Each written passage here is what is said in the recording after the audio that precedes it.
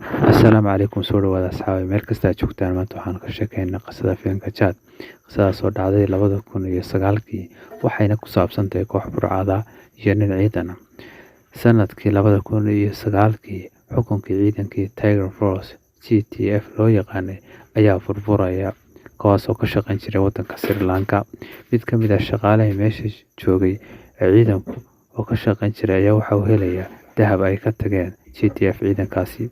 Ciidankii qaar ka mid ah ayaa waxa ay isku dayeen inay ninkaas ka qaadaan dahabkii balse waa uu diidaya. Ninkii shaqaalaha markuu diido inuu dahabka dhiibo waxa uu imaanaya ciidankii raatuunka waxaana uu dilayaa si naxariis darro ah. Intaa kadib waxay tegayaan magaalada Andhra Pradesh ee dalka Hindiya. Raatuunka iyo ciidankiisii booliska magaalada waxay ku laaluushayaan dahabkii ay siteen qayb ka mid ah si ay uga mid noqdaan muwaadiniinta reer Hindiya. Raatuunka wuxuu boqortooyo ka dhisayaa gudaha iyo hareeraha tuulada Matubali iyadoo mas'uuliyiinta dalku ay ka baqayaan inay tallaabo ka qaadaan raatuunka. Selvageya Lakshmi oo ah gabadh ciidan ah waxay u baxaysaa si ay u soo xidho raatuunka, laakiinse xaaska raatuunka oo lagu magacaabo Bharatiya ayaa qabanaysa gabadhii ciidanka ahayd iyo ciidankii kale la socday iyadoo waxyeello u geysanaysa kadibna ku xidhaysa guri.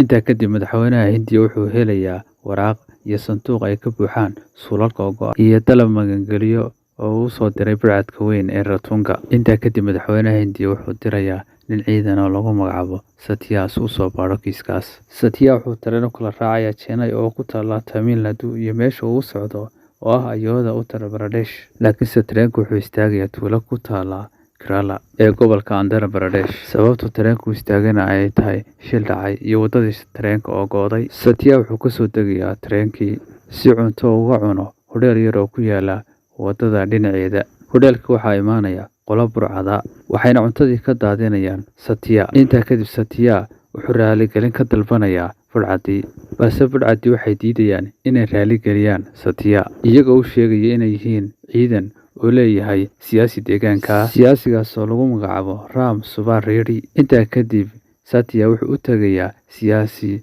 Ram wuxuuna ka codsanayaa ama ka dalbanayaa raaligelin, balse inta aanu u jawaabin u raagsanaya wuxuuna ku bilaabayaa dharbaaxo. Akhyaar intaa inoogu joogto sheekada filimka Chad. Intaan ku kulmi doono qaybta labaad ee isla sheekada filimkan waxaa iga tegaynaa nabadgelyo, balse mid baan idin xasuusinayaa fadlan haddii aad YouTube ku cusub tahay subscribe saar, haddii aad hore noola joogtana muuqaalka like saar, sidoo kalena haddii aad jeceshiin filmada qaar dooqiina soo socda in laga sheekeeyana fadlan commentiga noogu reeb.